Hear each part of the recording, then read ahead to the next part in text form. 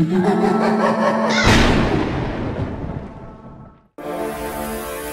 होतं. त्या शहरात एक आंधळी चेटकीण राहत होती. त्या चेटकिणीचे दोन्ही डोळे गायब झाले होते. तिला काहीच दिसत नव्हतं. मला माहिती आहे तुम्ही सगळे इथे लपलेले आहात. मला दिसत नाही याचा फायदा उचलताय, पण तुम्ही माझ्यापासून सुटू शकत नाही. लपून बसलेले लोक ती त्यांच्या दिशेने येत असल्याचे पाहून श्वास रोखून धरतात. थरथर कापायला पळून जाण्याचा प्रयत्न करतात. काही जमिनीवर शांतपणे झोपतात. त्यातल्या एकावर चेटकिणीचा पाय पडतो. ती त्याला पकडायला गेल्यावर तो पळू लागतो. माझ्याशी हुशारी, पण मी या खेळाचा आनंद घेत आहे. मी पाहते तुम्ही किती दूर पळतात. चेटकीण धावणाऱ्या माणसाकडे हात पुढे करते. तिचा हात मोठा होऊ लागतो. तो माणूस हातातून निसटण्याचा प्रयत्न करतो, पण चेटकीण त्याला पकडते आणि स्वतःकडे ओढते. पळून चाललास कुठे? माझ्या तावडीतून सुटून तर दाखव. सोड मला, मला वाचवा, वाचवा. तुला काय हवं आहे?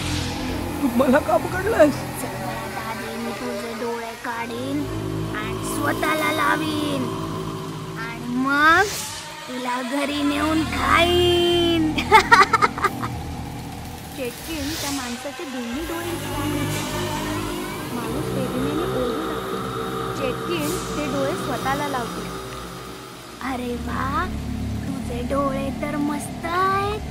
मी अगदी स्पष्टपणे पाहू शकते. चल, माझ्या जेवणाची वेळ झाली आहे. चल घरी जाऊ. चेटकीण त्या माणसाला पाठीवर घरी घेऊन येते आणि खाऊन टाकते. चेटकीण तिच्या डोळ्यांनी पाहू शकत होती, परंतु एक समस्या होती. तिने लावलेले डोळे 24 तासच काम करायचे. 24 तासांनी डोळे खराब व्हायचे आणि चेटकीण पुन्हा आंधळी व्हायची. मग काय, आंधळी चेटकीण मग बाजारात यायची आणि माणसांचे डोळे फाडून पुन्हा नवीन डोळे लावायची. चेटकिणीची दहशत संपूर्ण मार्केटामध्ये पसरली आणि दुकानदारांनी मार्केट बंद करण्याचा निर्णय घेतला.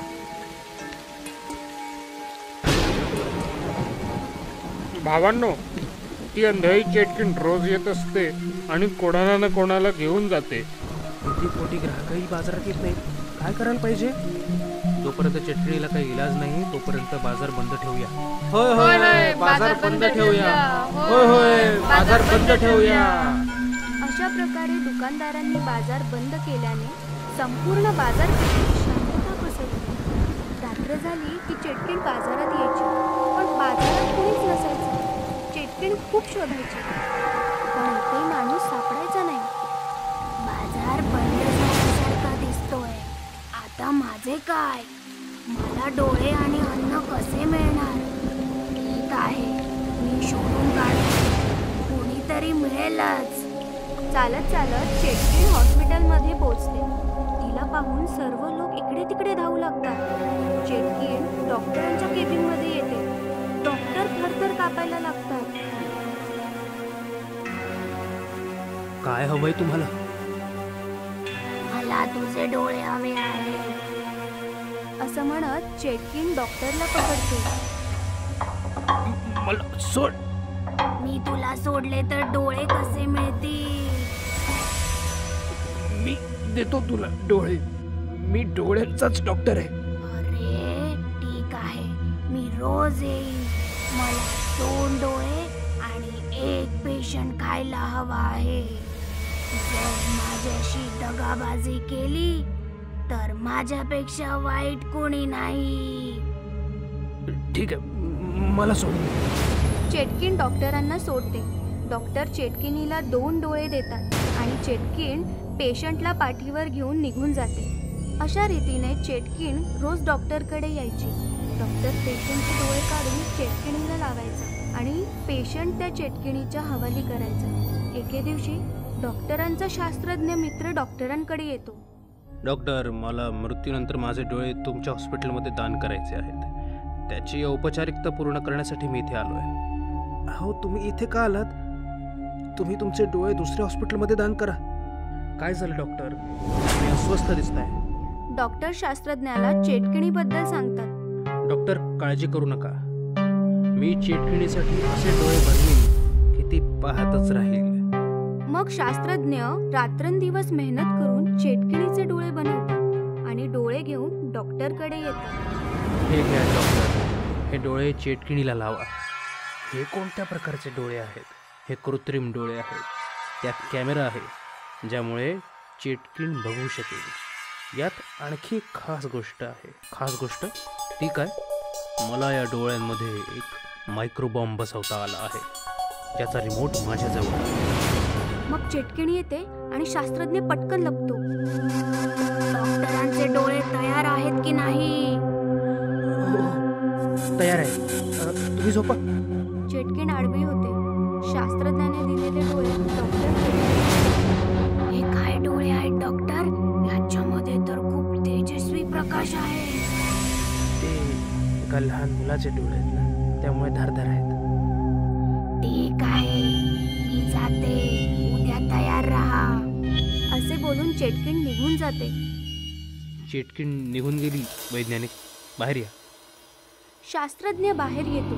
मग डॉक्टर आणि शास्त्रज्ञ चेटकिणीच्या मागे मागे हॉस्पिटलच्या बाहेर येतो. आता आपण स्फोट करू शकतो. असे म्हणत शास्त्रज्ञ रिमोट काढतो आणि बटन दाबतो. चेटकिणीच्या डोळ्यात टिक टिकचा आवाज येतो. अहो, हा टिकटिकचा आवाज कसला आहे? मग मोठा आवाज येतो आणि चेटकिणीच्या चिंध्या उडतात. शास्त्रज्ञाच्या बुद्धिमत्तेमुळे चेटकिण मरते आणि संपूर्ण शहर चेटकिणीच्या तावडीतून मुक्त होतं.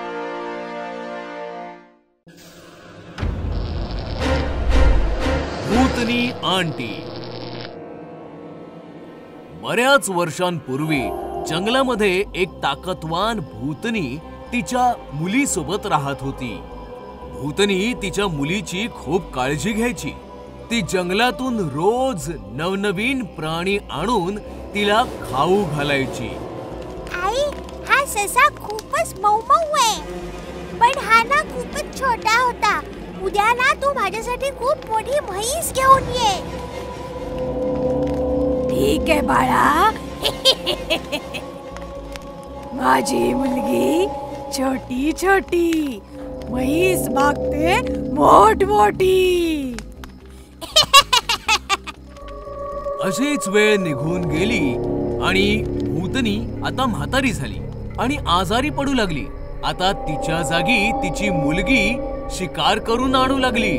एके दिवशी म्हाताऱ्या भूतनीने तिच्या मुलीला सांगितलं, बाळा, आता मी जास्त दिवस जिवंत नाही राहणार, म्हणून माझी इच्छा आहे तू माझी एक शेवटची इच्छा पूर्ण कर.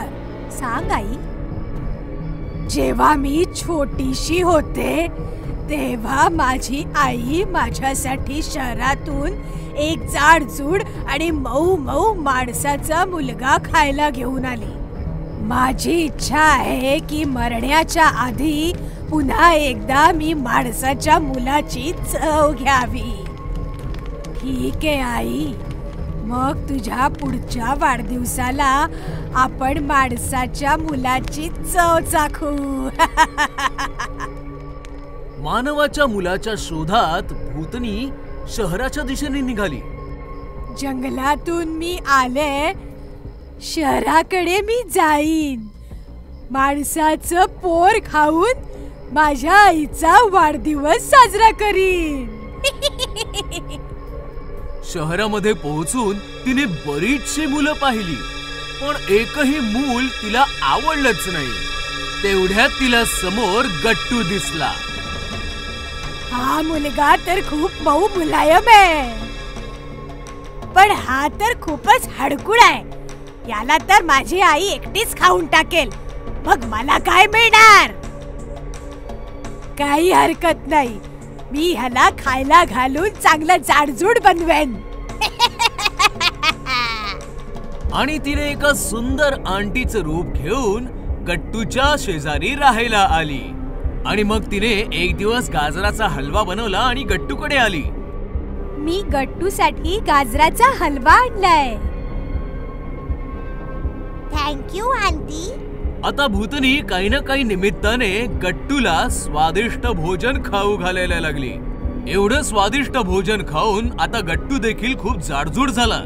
भुक्या भूतनीचं जेवण जेवून गट्टू झाला जाडजूड.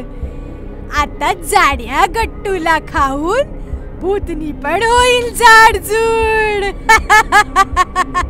दुसऱ्याच दिवशी भूतनी आंटीने गट्टूला सांगितलं, मी शहरापासून थोडं दूर असलेल्या रेस्टॉरंट मध्ये जेवायला जातेय. तू माझ्या बरोबर येणार आहेस का? हो हो, मी तुमच्या बरोबर नक्की येईन.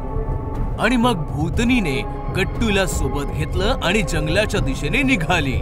गट्टूने जसं जंगल पाहिलं त्याने भूतनीला विचारलं, आंटी, तुम्ही मला इथे जंगलात का घेऊन आलात? तुम्ही तर म्हणाला होतात की मला रेस्टॉरंट मध्ये घेऊन जाताय. तेव्हा अचानक भूतनी तिच्या मूळ रूपात आली. तू बरंच काही खाल्लंस गट्टू. आता आमच्या खाण्याची पाळी आहे.